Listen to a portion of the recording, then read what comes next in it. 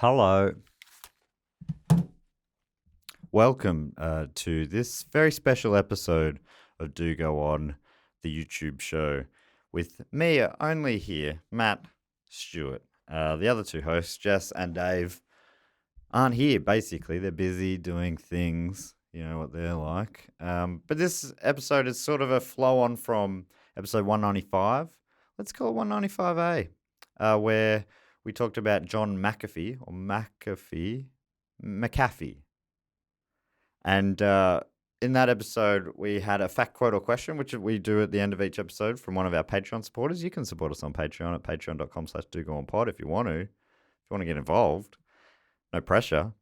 And that day, our fact, our quote, or our question came from a Patreon subscriber and long-time listener, Drew Peisner. He also got to give himself, as they always do on the Fact, Quote, or Question segment, got to give himself a title. He gave himself the title of Last Lich of Los Angeles and the Keeper of the Lost Law. Don't know what that means, but I bloody love it. A lot of L's, a lot of alliteration. Love that stuff. And he's written a long-ish fact for the Fact, Quote, or Question segment. I'll read it out here. Let's see how we go. Hopefully this is interesting for you. It will be for me. Drew writes, "Hi Matthew, Jessica and David." I'm the Matthew there. "I just upgraded my Patreon tier from Dreamboat Cooper all the way up to the Sydney Scheinberg Deluxe package. That's one whole tier up for those of you counting at home.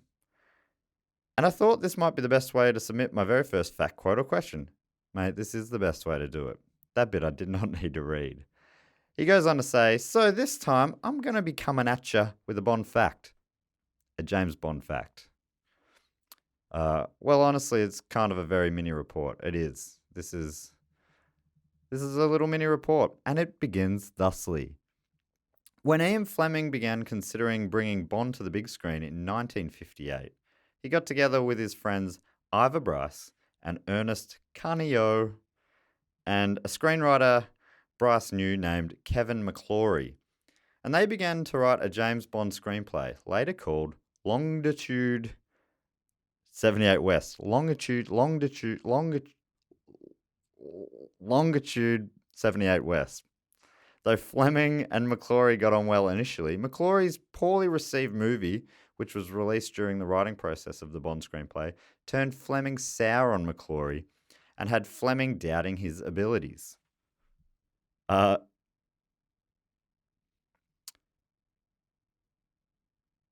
lost my bloody spot. Where am I?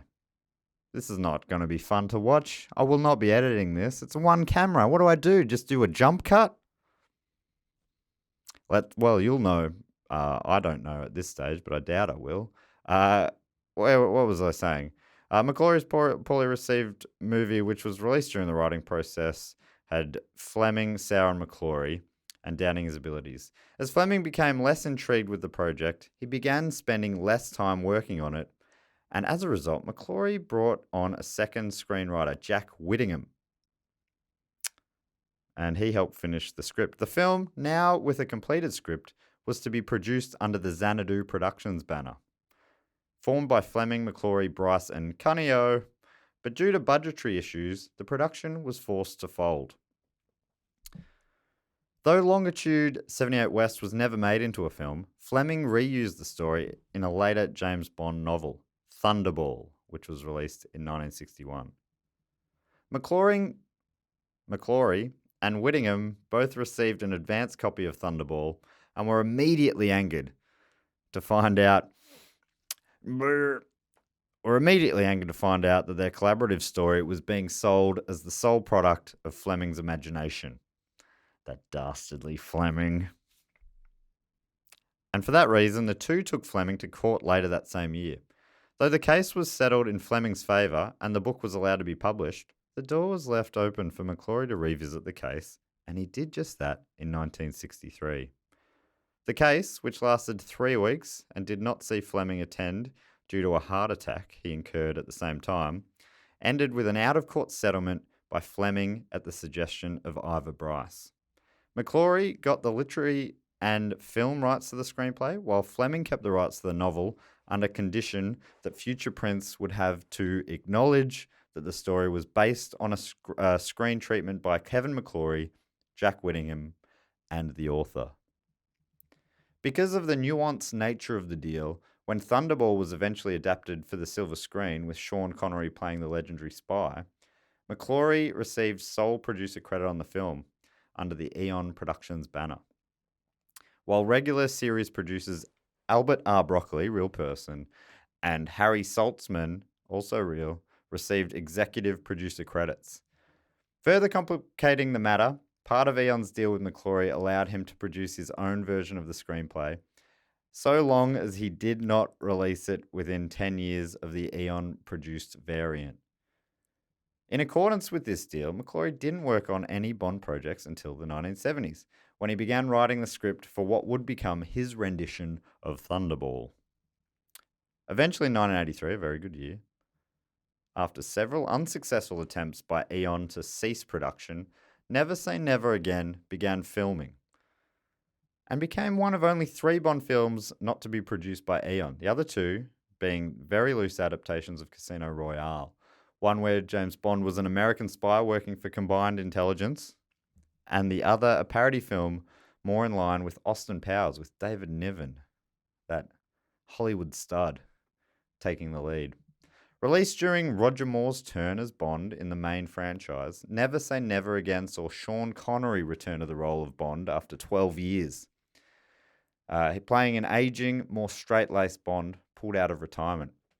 The film took a much more realistic approach than other Bond films of the time. Octopussy, which was released the same year, used a travelling circus as one of the main plot elements, and for this realism, Never Say Never Again received much praise. I don't know if Drew's suggesting that travelling circuses aren't real, because, Drew, I'm pretty sure they're real. Sorry to drop a bit of truth on you there.